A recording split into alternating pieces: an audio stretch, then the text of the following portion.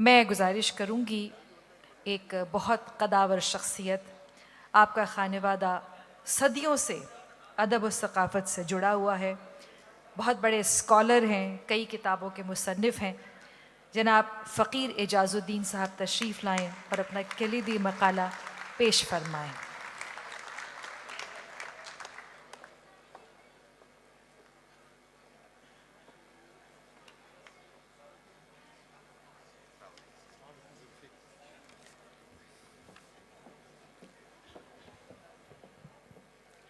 अस्सलाम वालेकुम जी। मिनिस्टर सरदार साहब, शाह साहब, ज़फ़र मसूद साहब, बैंक ऑफ पंजाब, जिन्होंने सपोर्ट किया है इस इजलास को, शुक्रगुज़ार हूँ अहमद शाह साहब का, जो प्रेसिडेंट आर्ट्स काउंसिल पाकिस्तान के हैं, उन्होंने मुझे दावत दी आज की शिरकत के लिए। मेरा ख़्याल है इस वक्त मुनासिब होगा कि हम उन लोगों को भी याद करें। हमने इस्लाम अमजद साहब को याद किया है, वो 20,000 लोग जो कि सीरिया और तुर्की में इस वक्त शहादत पा गए हैं। मैं चाहूँगा कि एक सेकंड के लिए, एक मिनट के लिए आप उनको याद करें, उनके लिए दुआ करें। मैं इस वजह से कह रहा हूँ क्योंकि एक ज़माना था जब हमारे यहाँ सैलाब हुआ और तुर्की हुकूमत ने और उनकी आवाम ने हमें पैसा भेजा। आज शायद हमारा भी फ़र्ज़ बनता है कि हम उनकी इमदाद करें, और इसमें मेरा ख़्याल है हुकूमत ने कदम उठाए हैं। चंद लोग आप में से चंद होंगे जिनको याद है कि 2010 में जो प्रेसिडेंट सदर उर्दगान हैं, उनकी अहलिया ने एक हीरे का नेकलेस पाकिस्तान को भेजा था, और ये इस इरादे से भेजा था कि उसको बेचा जाए, दुबई में नहीं, बेचा जाए।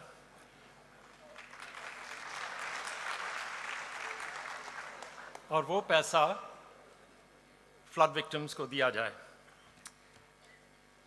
और वो नेकलेस 5 साल के लिए गायब हो गया था, और 5 साल के बाद पता चला कि हमारे साबिक वज़ीर आज़म की अहलिया के गले में सजाया गया था।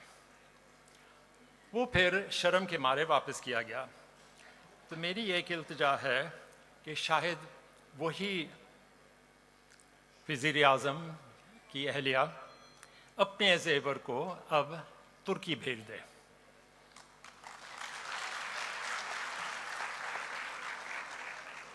शाह साहब ने आपके सामने एक गैलेक्सी भेजी है of literary, musical and social talent. मैं अब बाकी तकरीर जो करूँगा, क्योंकि पाकिस्तान है और उसमें उर्दू भी बोली जाती है और अंग्रेज़ी भी बोली जाती है, और अनफॉर्चुनेटली मैं अंग्रेज़ी में ज़्यादा मुझे महारत है, तो मैं उसमें तकरीर करूँगा। I'm humbled by the inclusion not only on this stage but in this festival, to be included by luminaries that you see in front of you and that you will be hearing for the next 2 days.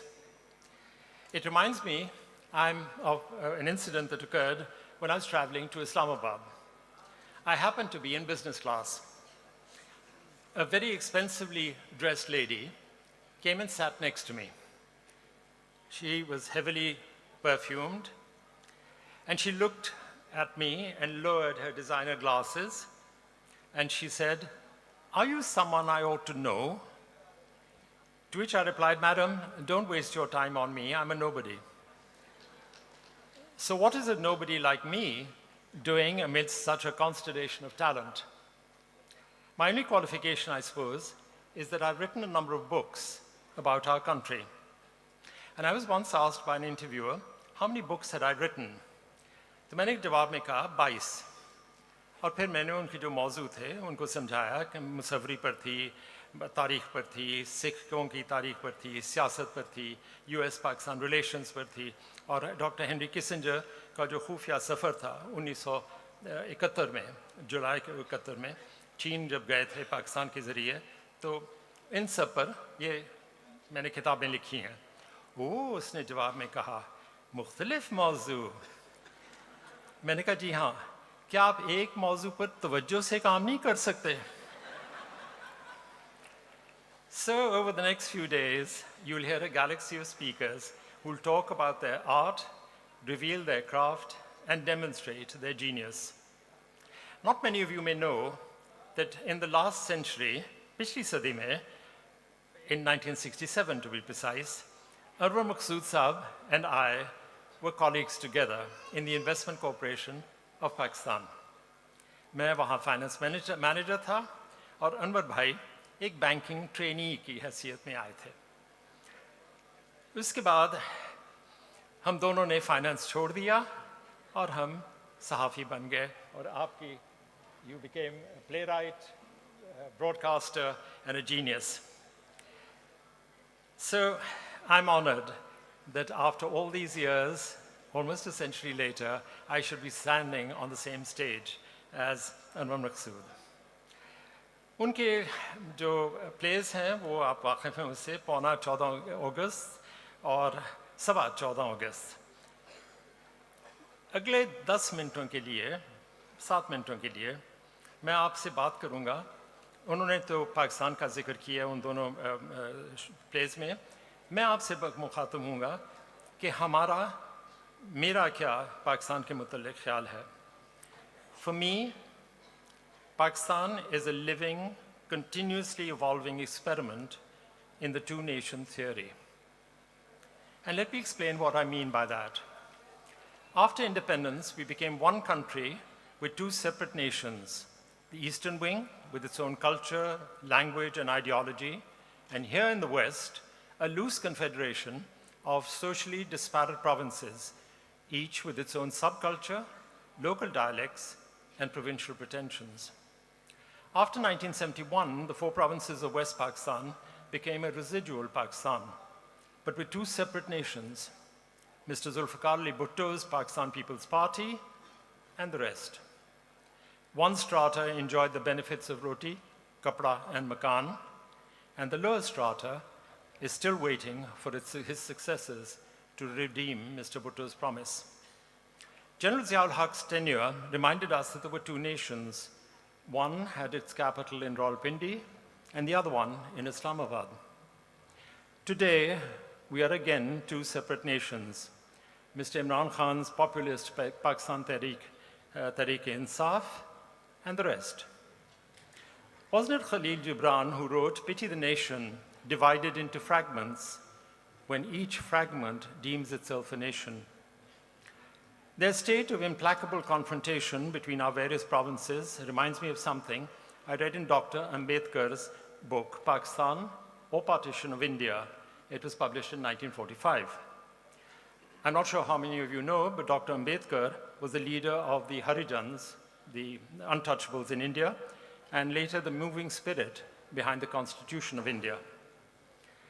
Now, I'll read a paragraph to you very briefly, and if you replace the names of Jinnah and Gandhi with the names of 2 people who are familiar to you in contemporary politics, you'll understand why I chose this paragraph. Ambedkar wrote, "Mr. Gandhi and Mr. Jinnah have retired to their pavilions, as players in a cricket match do after their game is over. There's no indication whether they will meet again, and if so, when. So what next? It is not a question that seems to worry them." So how do we resolve this impasse? Ambedkar suggested 2 alternatives: agreement or arbitration.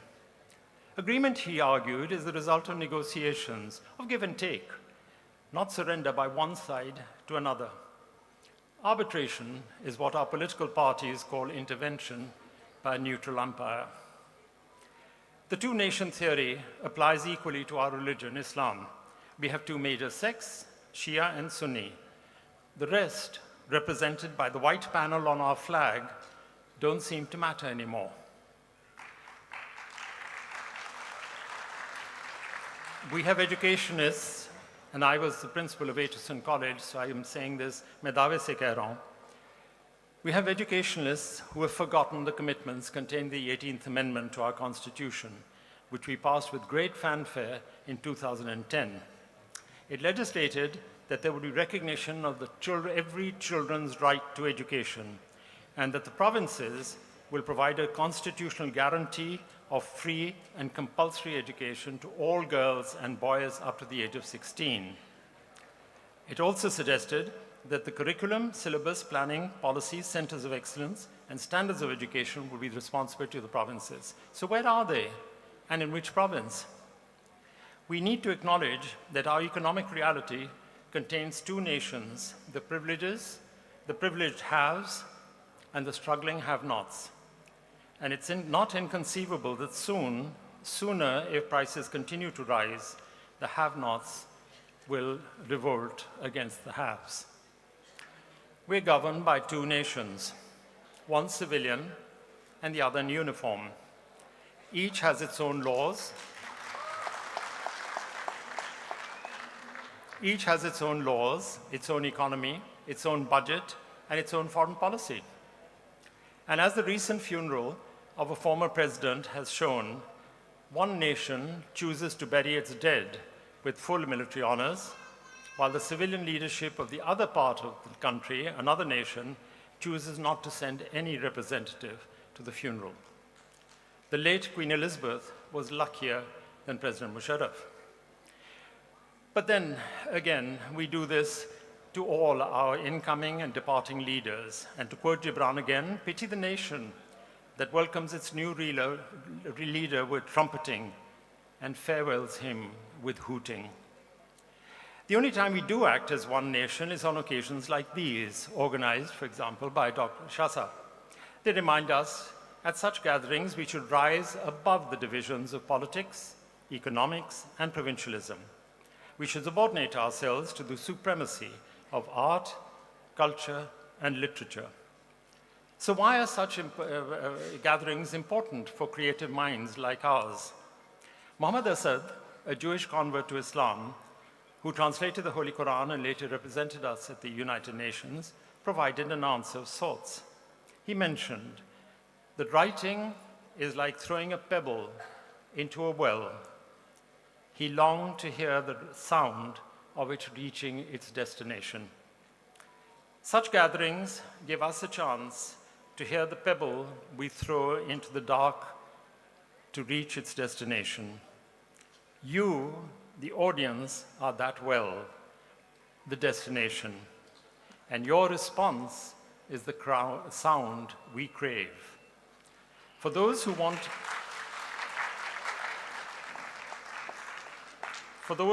more enduring recognition, let me conclude with some advice that late Aijazuddin Batalvi Sahab gave to me. मैं उस वक्त मैंने लिखना बंद कर दिया था, तो बटालवी साहब ने कहा, फकीर साहब तुसी लिखना बंद कर देता है। मैं कहा हाँ जी बटालवी साहब कोई पढ़दा नहीं।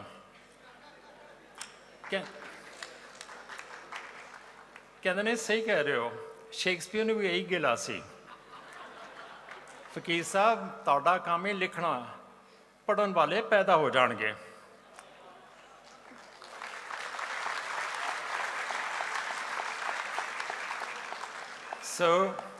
So all of us who are sitting on the stage here, just wait for your immortality.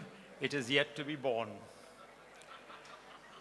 क्योंकि ये इजलास जो था वो अमजद इस्लाम अमजद साहब के लिए भी था, so may I say a few words in tribute to Amjad Islam Amjad Sahab.